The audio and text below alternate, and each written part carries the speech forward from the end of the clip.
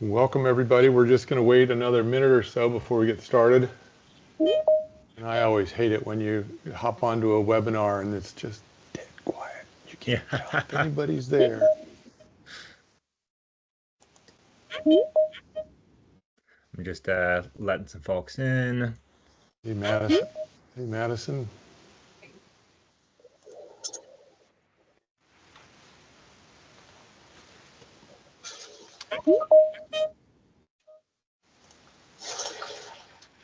Alrighty. So we are about there. I think we have a lot of people trickling in. So yeah, Dan, if you wouldn't mind going for it, I appreciate it. So this is the antitrust compliance statement. The Advanced Water Heating Initiative is a member-supported collaborative of professionals from across the U.S. This diverse membership includes numerous competitors, and care must be taken to scrupulously abide by federal and state antitrust laws. Members should remember that antitrust compliance is important at all times. At this and other AWHI meetings, participants should not discuss competitive pricing, profitability, allocating markets or customers, or promotion of a particular product or accessory. Thank you so much. Yes. Awesome. So welcome everyone. Thanks so much for attending. Our agenda today, we have an exciting speaker in Albert Rooks, who's going to be talking about load shifting with WaterDrop systems. So super excited to get the multifamily, larger central system angle in there, because we definitely talk a lot about single family homes, small unitary systems for load shifting. So this will be a great little perspective change up. We also have some AWHI updates, and I'll definitely give Jeff the floor for a second right after we do new participants, because I think he has some updates as well. So just real quick here, if you have not been on this meeting, I think I did see a couple new faces. If you want to come off camera for a second, say what your name is, where you work, that would be lovely. It's actually her problem. I know, but then she. But Ron, if you could mute your phone, that'd be great.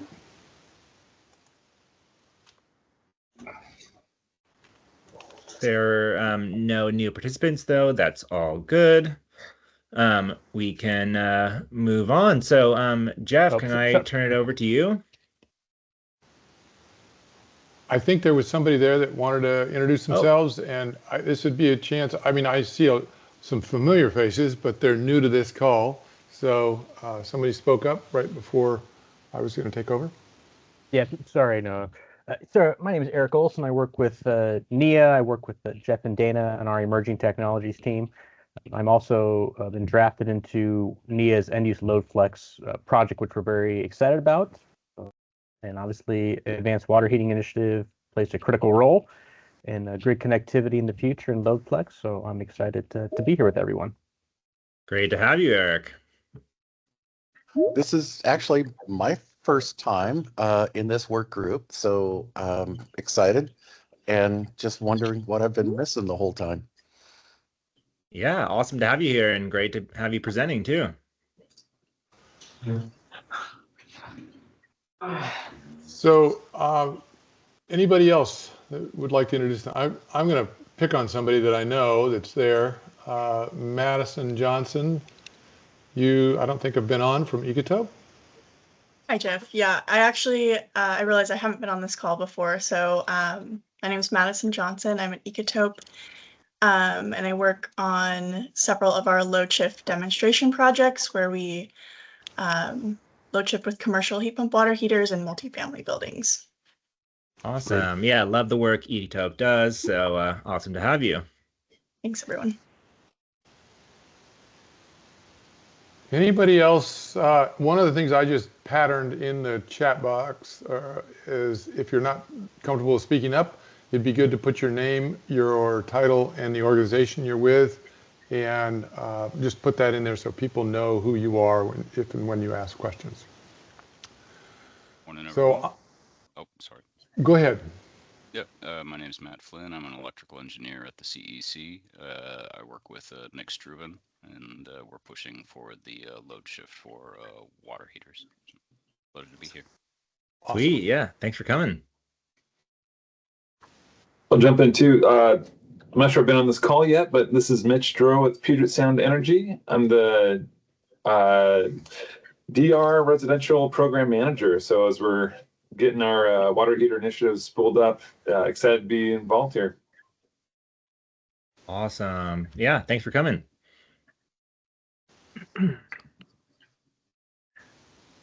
Hey guys, Hey, I'm sorry, go ahead. Oh, go ahead. I'm Ben Hilborn, founder of a company called Elastic Energy. We do whole home energy management. Great to have you. So thank you. Hey, this is Ron Cleaver with Cleaver and Associates. Do a lot of heat pump water heater research for AWHI and Southern California Edison. I work with Chris Mellon, who's been on these meetings quite a bit, but this is my first time on this call. Great, Ron. Thank you for joining. Thanks.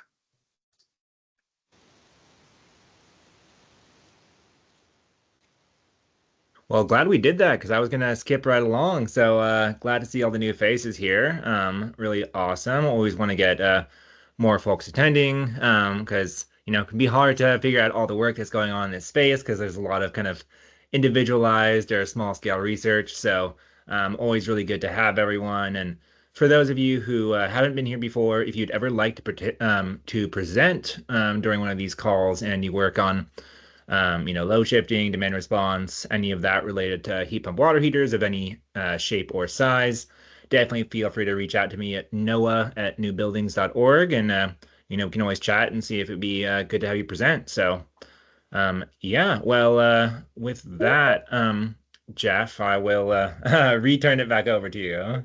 Yeah, thanks. Thanks everybody for joining. Jeff Wicks, I'm a senior product manager in the ET department, the Emerging Technology Department at NEA. And I'm also joined by two of my colleagues, Eric Olson and Dana Bradshaw.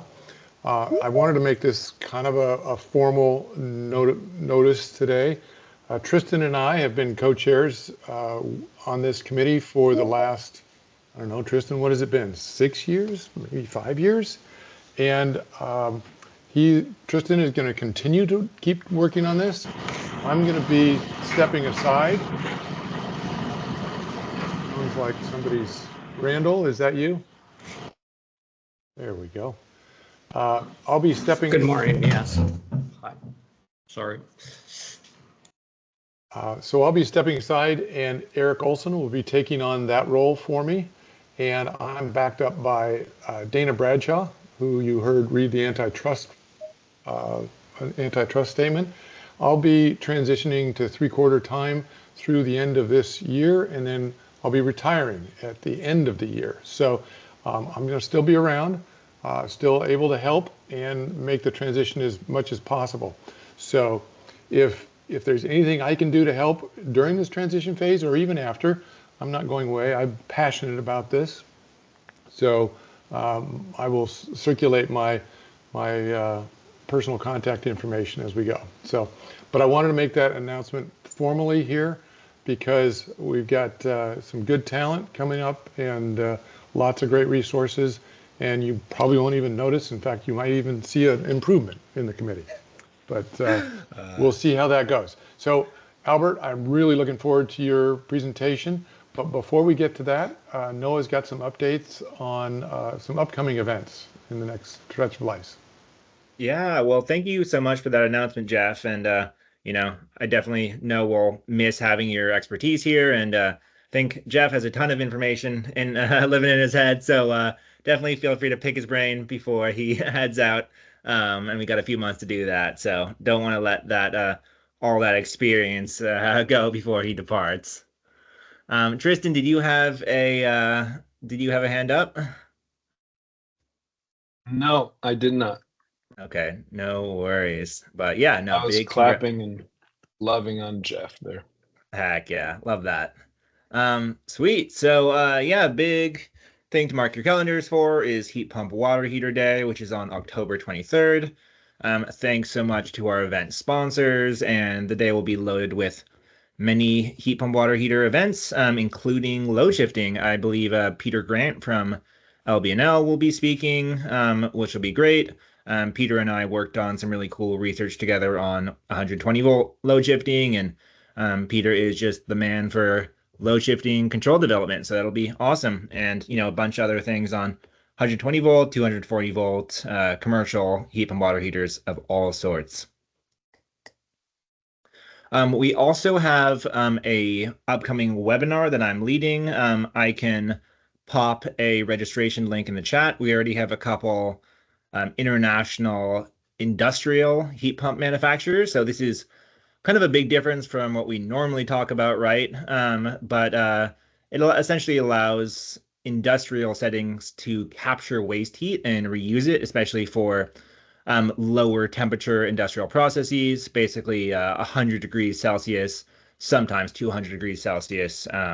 So really cool application, a lot more burgeoning than some of the other things we're talking about, but still kind of up and coming. And yeah, so that should be cool. Definitely feel free to register, and I will be popping that link in the chat. Or actually, Jeff, I sent it to you. Would you mind just throwing that in the chat? Will do. Thank you so much. As always, too, just want to shout out the AWHI YouTube channel. We're no longer just sending out stream links like we used to. Everything's hosted. Usually pops out, I would say, 4 to 5 days after we have these meetings. So those are always there in case you want to reference something we talked about or send it to a colleague. Yeah. Oh, actually, one more thing before we get. Oh, Lily, do you have a hand up? Sorry, that was a mistake. No worries at all. One last thing too. I know there are a bunch of conferences coming up, including the ETCC. There's the Energy Star Products Partner Meeting. So if you're attending any upcoming conferences, would love to see you there. It'd be awesome to organize some load shifting chats. So feel free to say in the group chat here if you are attending anything upcoming. Would just be great to know. But with that, I will turn it over to Albert. Oh, Jeff, yeah, of course. One more announcement. I think Dana's got something to announce on a product council. It's a little bit about load shifting and a little bit about central heat pump water heaters. Yeah, perfect. Go for it. Maybe we've lost her. Well, if she pops back in later, we can always come back to it. Great. All right. Well, Albert, if you want to take control here, I will mute myself and be quietly stoked for your presentation. Thank you very much. Good morning, everyone. Excuse me. So different presentation for me today. I'm presenting in front of the industry and a bunch of smart people, so I don't really have to explain how a heat pump water heater works, what it does, and things like that.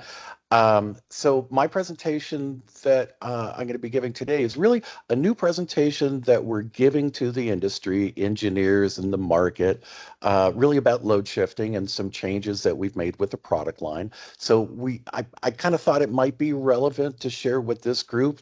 We're really interested in kind of comments and to see how our direction is aligning maybe with the group, because we've done this a bit in a vacuum, and we looked at kind of the direction, and we said we really want everything to be connected and to start working with load shift on our larger central heat pump water heaters. So a little bit about the company and myself for context as we get into this. So WaterDrop Systems, I'm founder CEO of WaterDrop Systems. We essentially use central heat pump water heaters. Let's see if I'm getting my slides advancing. Great. We design, manufacture, and deliver central heat pump water heaters, mostly for small to mid-sized buildings. Small existing buildings all the way up to low rise, a few hundred units or hundreds of units. We have applications to cover kind of all of that product range.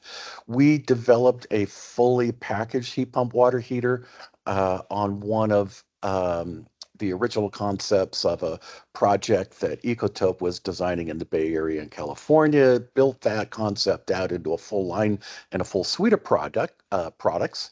And to go with that, because we're not just manufacturing a heat pump and giving it to the market to kind of place into a design, we actually do the entire plant. So we have a team that will take the building in, do the sizing, understanding the load shift potentials, and develop a full package, either in a single part delivery or a multiple part delivery, like we see on the screen here. So let's see if I can. Yep, I guess no. I'm just learning how to work on this on the slides. So little different. Doing great. All good. So the company and our application is about 3 years old now.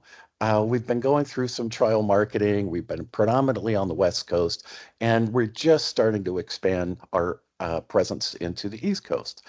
So we've gone through a number of trial markets, trial applications, and have found things to be very successful. The product's working well, and so now it's time for us to kind of move. And as we move, we want to continue to bring the latest technology. And as we built the company, we built a brand new factory in Tumwater, Washington, where we produce all the product. We're just going through another expansion of the factory in 2025 to just build out some additional capacity. And essentially what we make is we turn a CO2 based, we use the Sanko CO2 heat pump water heater, which I started working with back in 2015 with a gentleman named Ken Eklund of NIA and formerly Ecotope, and Washington State University Energy Extension back in 2015, and have learned a lot about that product and leveraged that product along with a number of industry partners into full-size domestic hot water plants that are able to achieve a remarkable COP, and are listed on the NIA QPL as a high rating piece of equipment. And essentially we take those designs and we turn them into plants. They're catalog items now, so we have a website with a number of products on it.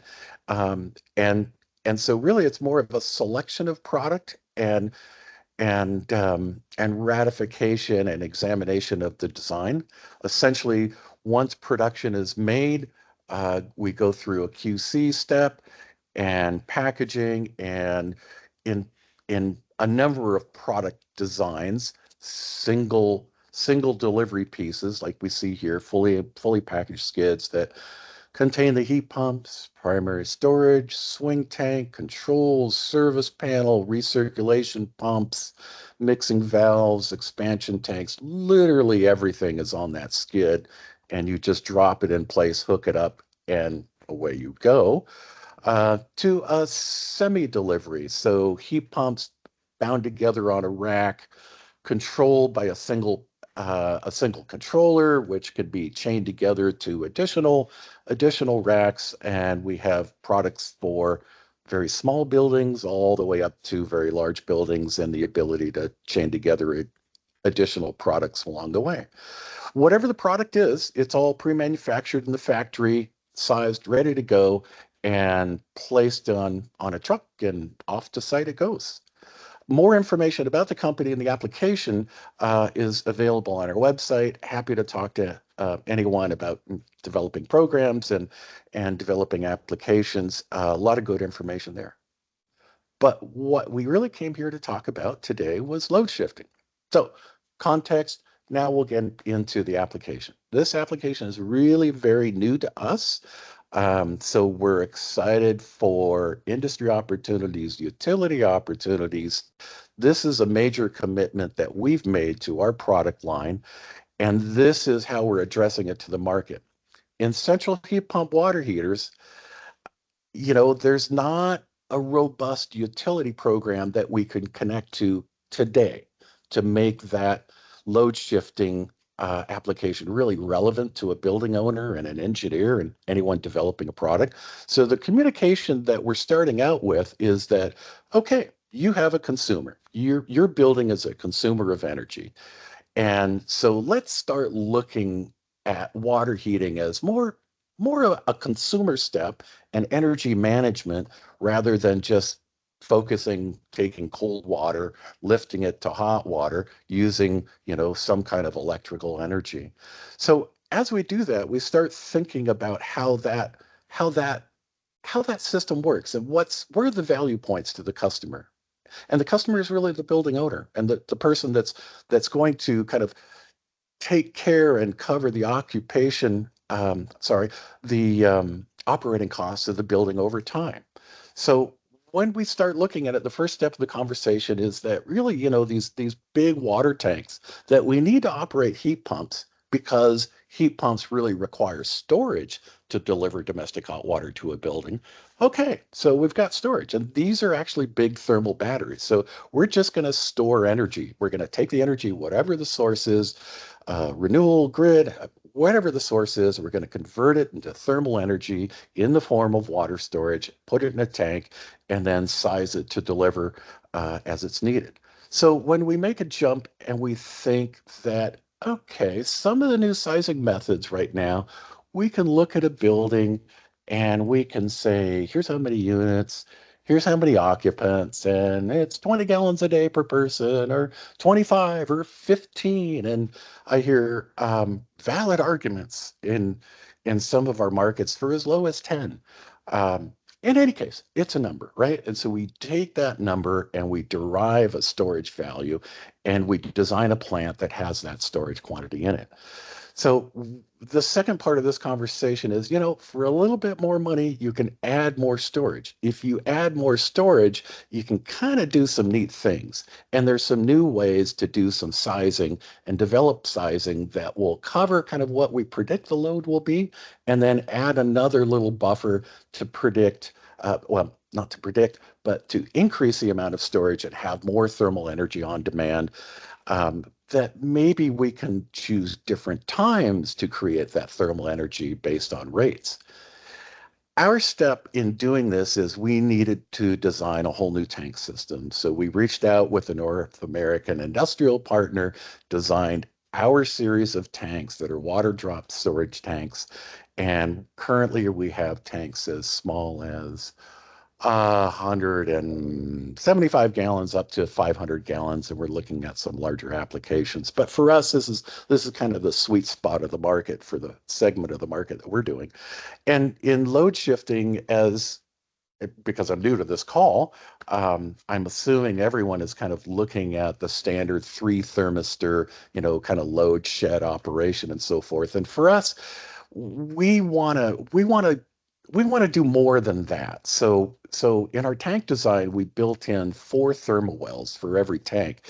And then you bear in mind that sometimes we use multiple tanks. And so now we're starting to get a lot of thermal wells, and there's some neat stuff we can do.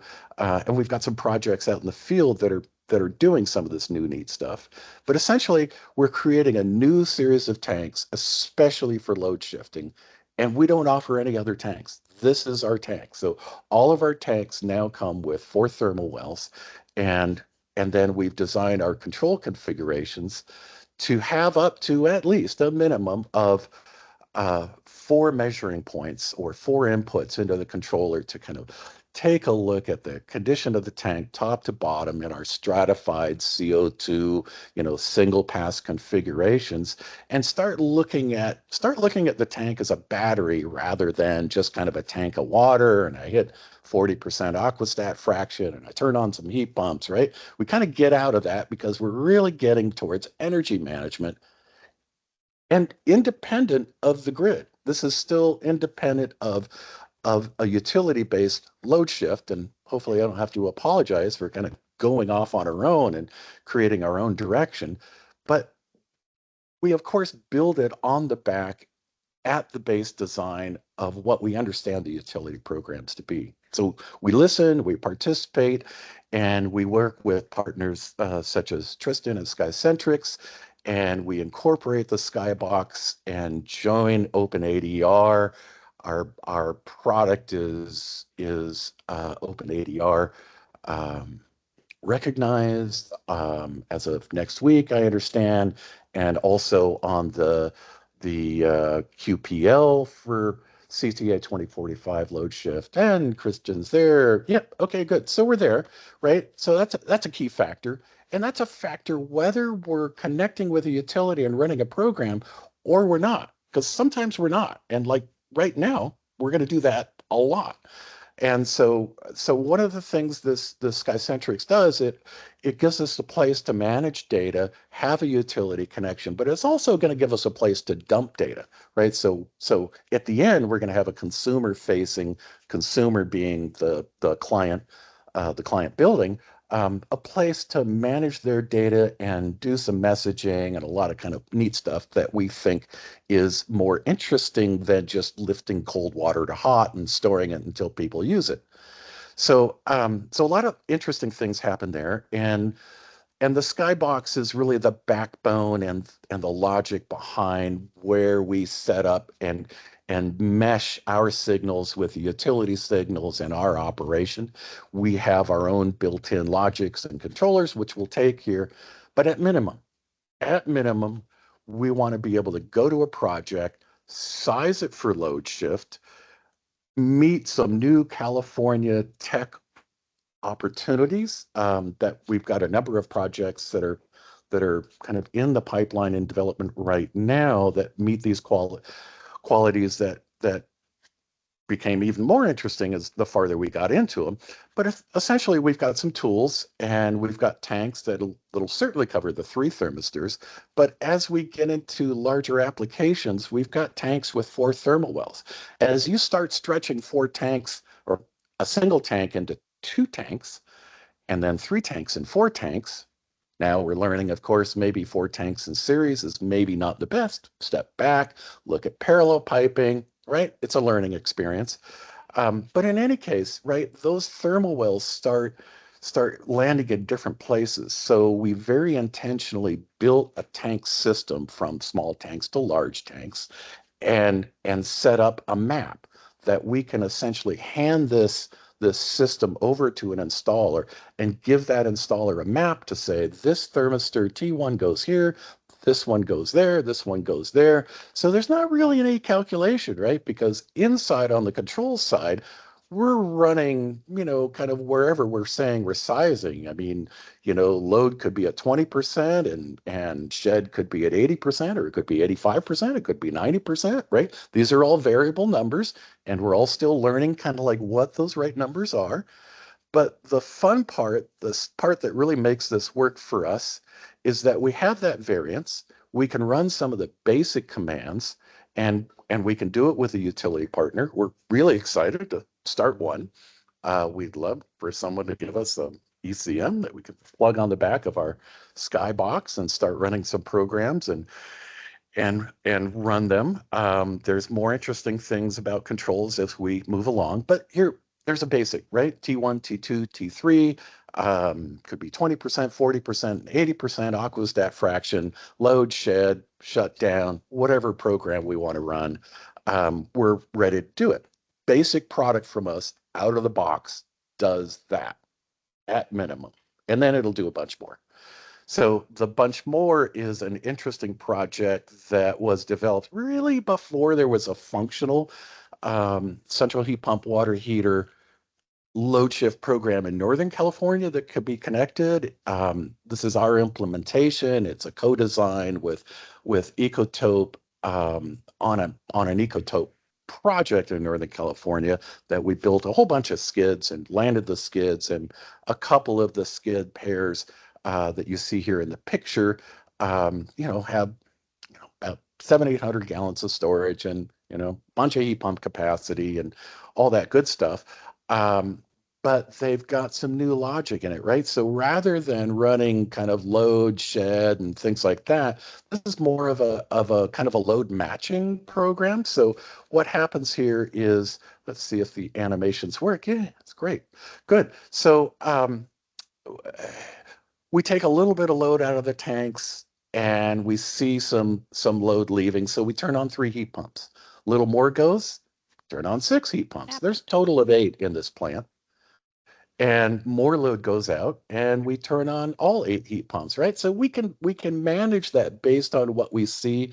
We can see it based on positions and what we're reading off of the thermistors. And then, of course, if everything needs to be turned off because that's an event, then we could do that.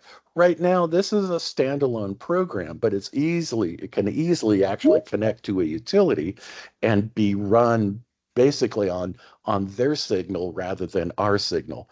And this is one of the first projects we're seeing with systems this size, so that we can actually see it. Part of the question is, well, how much extra storage is there? How well was the project sized? Did occupancy really kind of fill the building the way we thought it would? Because, when we size, we think we know what they're going to use. We don't really know what they're going to use. So in my experience, most sizings have been a bit roomy because we're all a bit conservative and we don't want anyone to run out of hot water. So if everything is conservative and sized for the worst day possible, you can kind of posit that there's always load shift available. We just don't know how much it is. And so if we actually had the right controls and the right view into the operation of the plant, then really every plant can have load shift. And so what does that really mean? We'll take a look at an example building. There's a new tool that is just coming out on the EcoSizer that kind of models what utility costs would be. And if you size your plant this way and you were in this region paying this standard rate and this peak rate, what an annual cost would be, right? So that's relatively useful information. So we'll start with an example building, and I just literally just pick numbers out of the air. And but yeah, sure, there's a 90 unit building, probably not far from me, with 16, 12, and 6, right?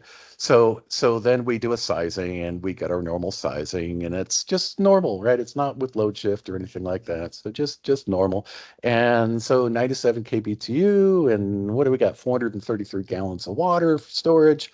And then we try to start shifting it over, with that new kind of, we're borrowing from California now. We use the tech tab on the EcoSizer, do that calculation, set 1600 to 2100 load shift hours on the same period. And then we can start seeing, okay, essentially heating capacity only went up 1%, right? It went from 97 to like 98.4, no big. Volume went up. It went up 56%, 243 gallons. And that's what it's calculating. So what does it cost to do that? Depends on what it costs to do that. That could be a 1 tank increment, depending on our building size. Sometimes it's a very moderate cost to increase size storage that much. And sometimes it requires a whole new ASME tank, which has some cost in it. But that's not always, right? There's a decision point and some economics in there. But what does that actually mean, right? So as we start looking at that project and looking at the curves, if we look at that baseline curve, right, that's a pretty steep hill, and maybe that's electric resistance. I'm not fully informed on kind of what the calculation levels are, just maybe because they're smarter people than me to be able to do that, and they can tell me. But normal operation, we're operating no matter what we do during that peak, right? Because essentially we don't have that load operation. So that little blip to us is everything, right? We understand the tank condition, there's room in the tank condition, and we maximize storage before we hit that shed period. And that's going to have an impact. It'll have an impact based on a predictive model like this, or it'll actually have a real impact based on who's in the building, what they're doing, and just a little bit of luck of the draw, right? And so what's really the financial impact of that to an owner, right? Because as grid managers or a participant with people who manage the grid, which is no small job in these changing conditions, okay, that's one group whose interest lies in managing the grid. The other group is the entity that's paying for the building and paying for all the energy. What's the financial impact of actually getting a little more storage and setting a system up so you're not buying at peak rates? There's a number. And so part of this new calculator helped us to understand the number.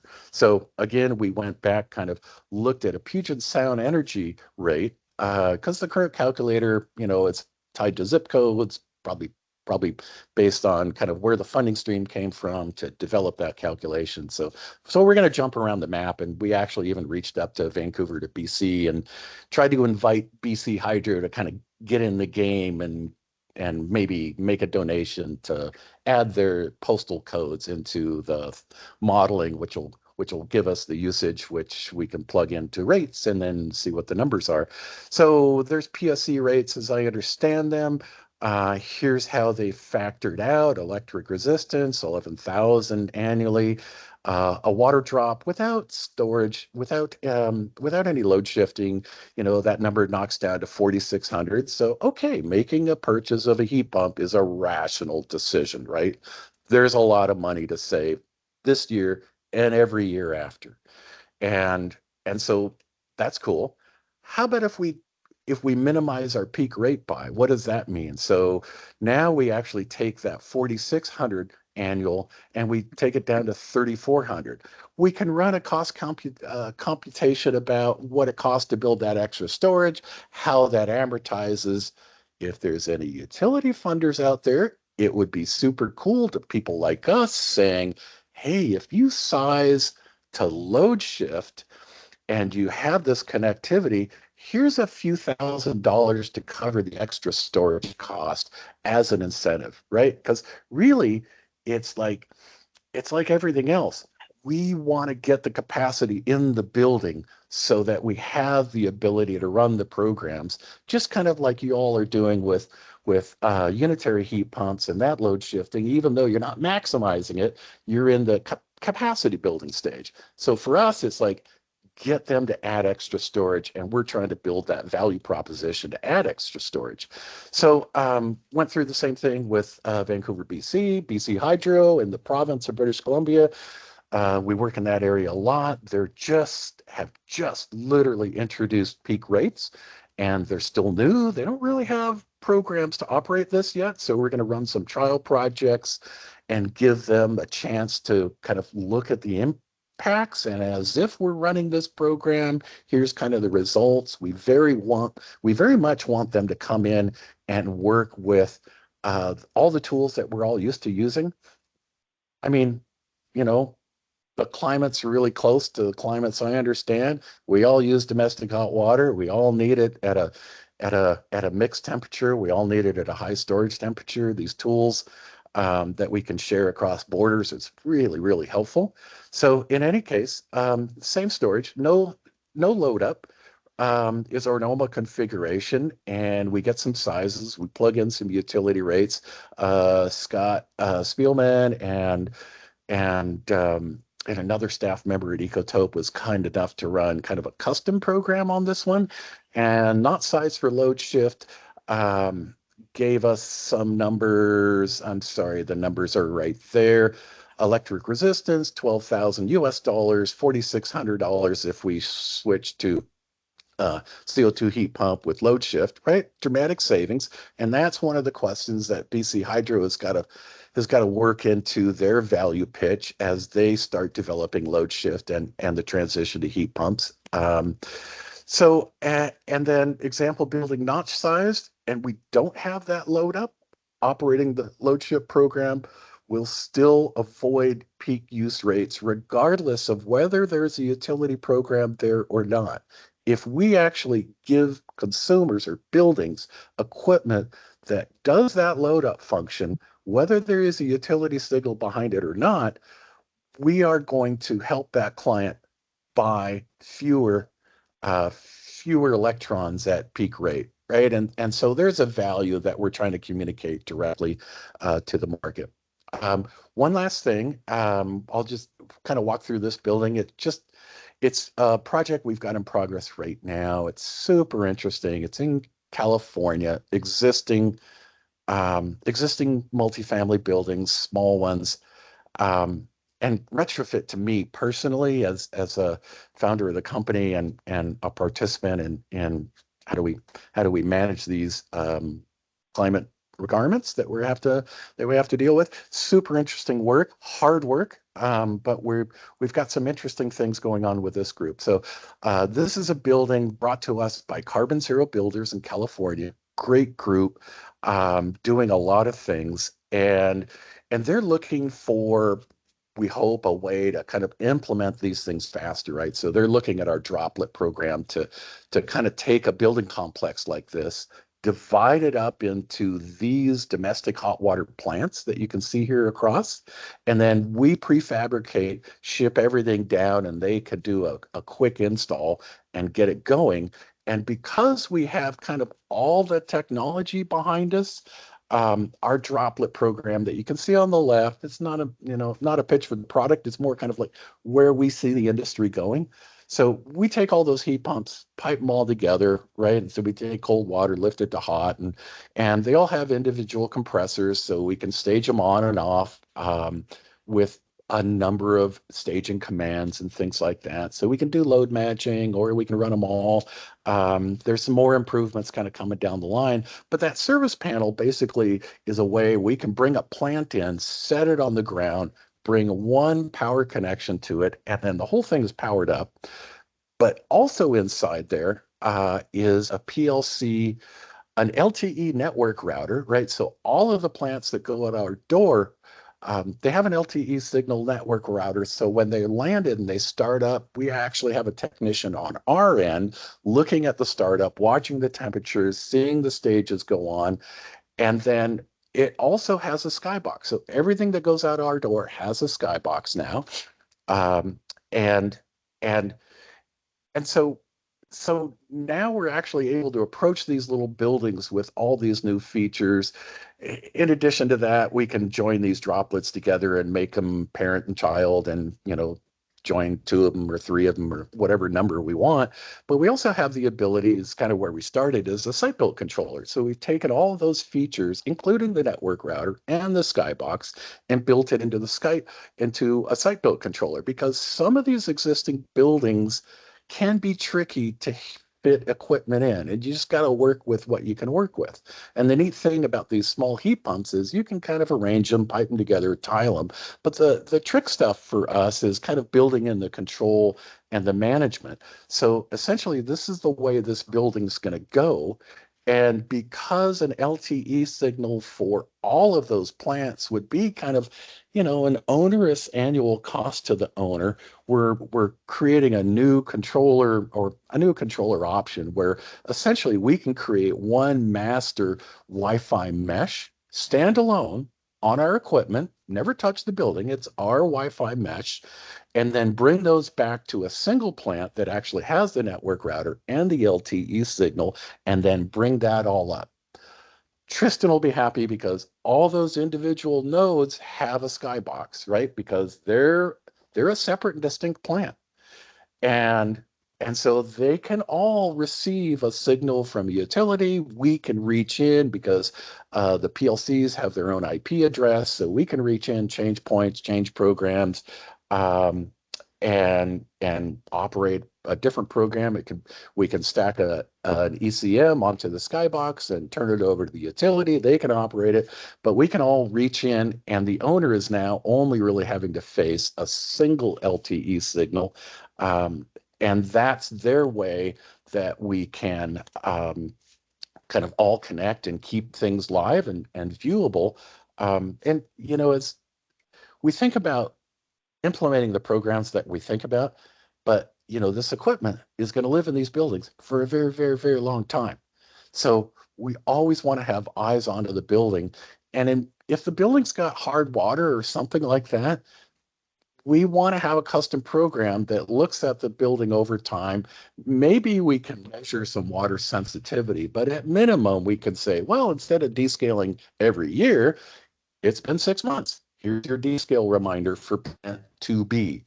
And then once they finish descaling, they push the button on the PLC locally at that controller, and we can say, okay, that was done. In any case, that's really where we're going with the product line. And it's exciting. It's not, it's great, right? We take electricity, we lift cold water to hot water, and away we go. But really, we're in a world where we can manage these things from a completely different viewpoint, and that's really where we'd like to go. So with that, I turn it over to questions or Noah or anybody else. And Tristan. Yes, sir.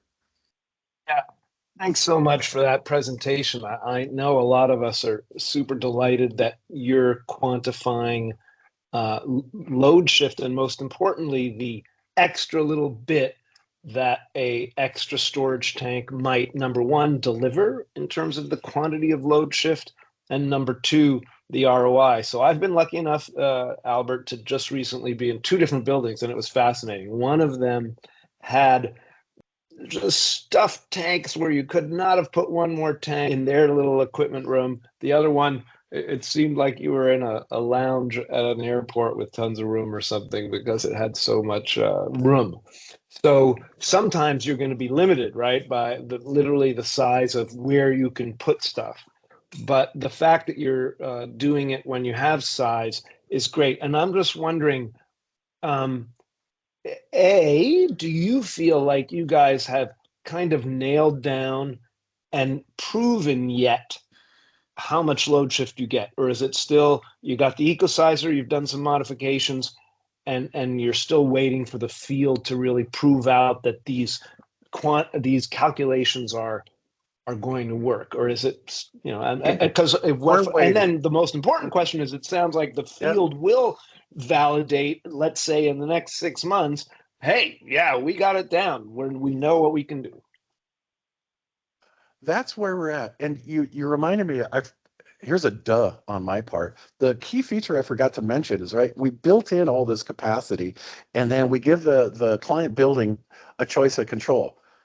Run it normal, 40% aquastat, turn on the heat pumps, blah, blah, blah. Or here, just run load shift, independent of what anybody else is doing. Just run it on this. And then we've got a built-in program that we can watch for the first few weeks, make sure it's working right. That'll basically just understand where their peak rates are and try to delay purchasing those peak rates, right? So it'll run a load shift program completely independent.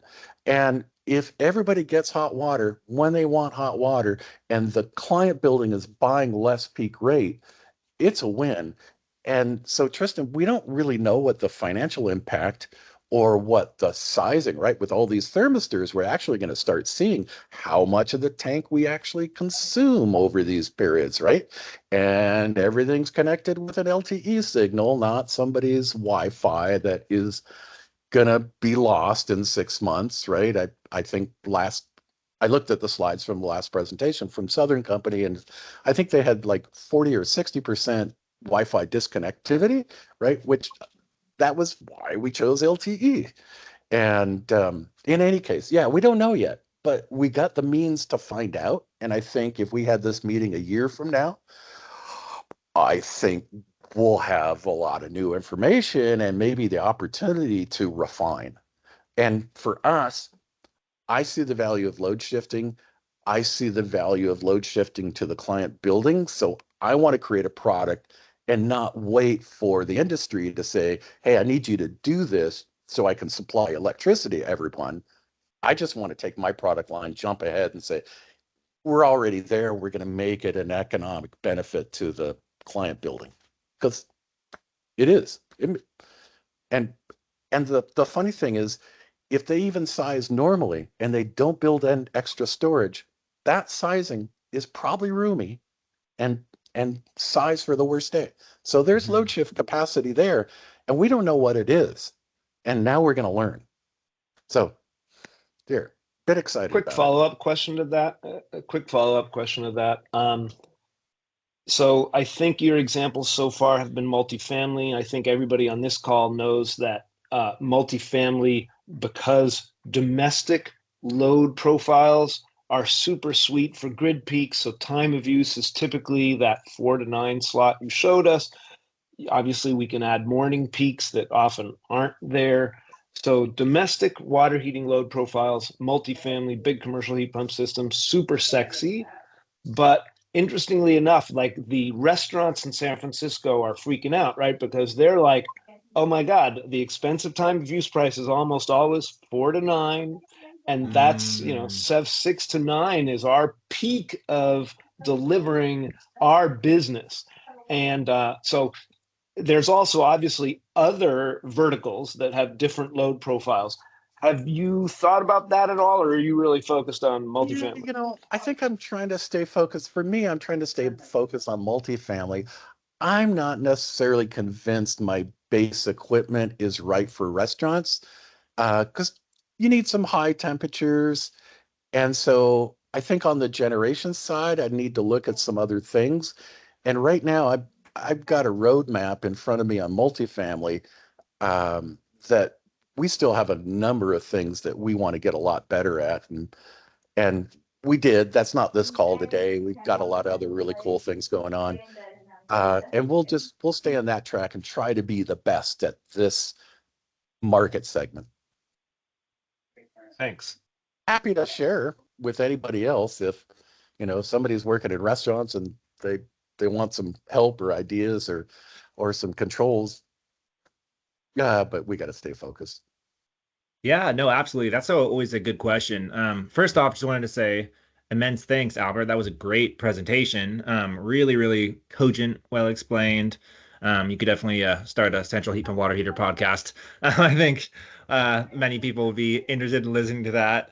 So yeah, huge thanks. If anyone else has any questions, definitely feel free to pop on camera or unmute yourself or raise your hand. Abigail? Yeah, I wanted to ask, what are the characteristics of a building, its location, the amount of space available that make it appropriate for your product at all and make it appropriate for the load shift, the upsized tanks for load shift? Or what if you don't have time of use rates, for instance?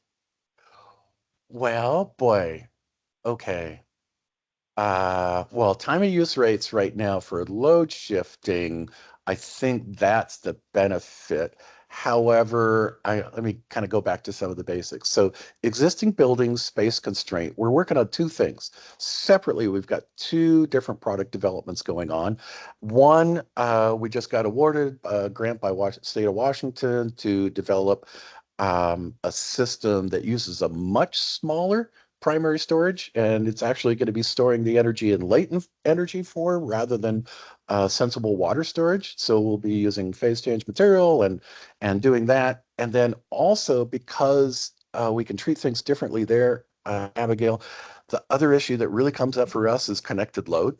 So some of the older buildings of a certain era might have panel constraints, and we've got variable compressors. So we can kind of step back and look at hot water generation through panel constraints a little bit differently. So it's a little more of like problem solving, and there are some problems that are just problems. We have a hotel in the Tri-Cities that we could kind of make work. And it's very space constrained, lots of power, but hard to find the storage and hard to put the heat pumps in a particular location. And I guess I'm not giving you a very good answer because we view it as a challenge and a find the way through it. And essentially our droplet program, droplets and tanks, are designed that the heat pumps go outside because they can operate in any ambience south of me in Olympia, Washington, and actually kind of way up in Canada, anywhere down south. So heat pumps are always outside. There's no issue in ambient. It's always a steady, high temperature output. And then it's really just finding the storage and bridging those. Sometimes we've run into, you got to have the heat pumps here and they can't be more than 60 feet away from the storage tanks here. We actually just broke that. And something weird's happening on my screen. And now we can have heat pumps on floor 6 of a roof and storage tanks down 6 floors or any distance. So we're kind of breaking a lot of boundaries, and shifting from water storage to latent energy storage will be a big one when that happens and it's reliable. But the cost, can I I assume that Yeah. PCM is going to be expensive when it comes in, and that I'm just sort of curious about the cost of the system relative to a like what's the I don't want percent to. premium? I don't want to give away the farm, so I won't. But that will not be the issue. Cost will not be the Okay. issue. Yeah. Good to You know. know, when I mean, if you have to go buy an ASME tank, they cost a couple of bucks. And so anyway, we're very hopeful that that is not going to be the issue. But yeah. Okay, great. Yeah, great questions, Tristan. Quick question. Cool. So the phase change material is super interesting. And, you know, one of the things we don't talk as much here, but certainly AHRI is wrestling with it because AHRI, big iron OEM manufacturing trade association, as you know, we have things like HRI 1530 and others. So they're talking about connectivity, and there's pretty much always a water heater side of things and an HVAC side of things. And historically, HVAC, for a lot of reasons, is more complicated. And we love water, of course, here because you can shift it so well. And HVAC, more complicated all by itself, let alone that the air, you feel it more quickly, right? Mm-hmm. But what's promising is shiftable HVAC. I mean, if you think about the next 1,000 years, what the Earth needs is lots of shiftable load, and the two big ones in buildings are water and HVAC. So I have a question here. It's coming. But if you can figure out how to do this for water heating, super promising for HVAC, right? We need shiftable HVAC, both at the commercial buildings place and the residential. And so, for example, ice bears, right? You heat up, it's not exactly phase change material, but it's somewhat similar. The idea is shiftable HVAC. So I don't know if that would be giving away the farm, but do you have any comments on shiftable HVAC, Albert? Well, we are partnering and hopeful on getting funding on a project with Peter Grant and LBNL and TRC in some HVAC applications over in NYSERDA territory. So I guess I'm breaking my first rule of staying focused on multifamily water heating. So we'll see what happens with that. Generally, as a industry participant, there is a lot of potential. Very, very little quick story on the HVAC side.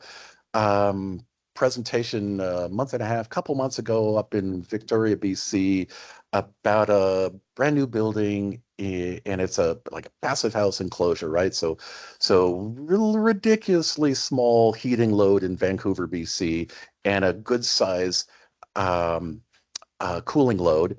And in any case, there's a lot you could do with load shifting. Jeff, I think you need to take the helm, don't you? Otherwise, I'll keep everybody here forever because I love to talk about this stuff. Yeah, awesome.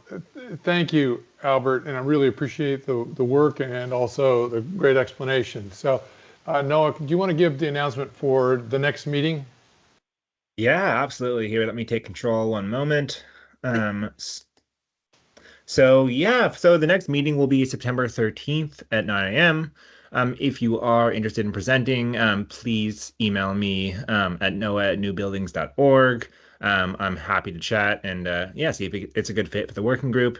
Again, Albert, massive thanks. I also love to hear about phase change materials, and that is, great idea for a potential next meeting. So I will keep that in mind. And just thanks again for all the good explanations. Thanks, Tristan, Abigail, and others for good questions. So we will see you September 13th. I will be sending out that invite as soon as I have the speaker lined up.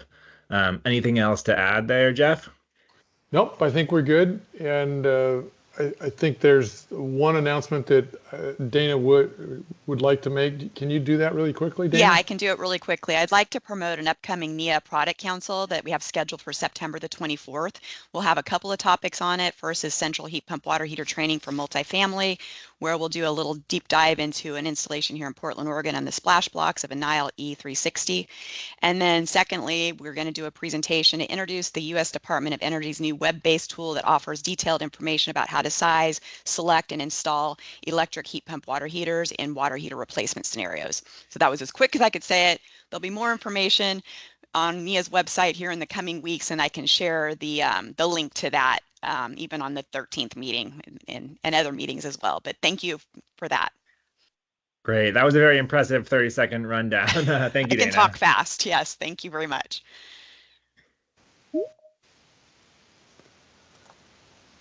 Perfect. Okay, I All think right, that's a y'all. wrap. Thank you, Noah. Thank you, Jeff. Have a great weekend, everyone. Think so. Thank you very much.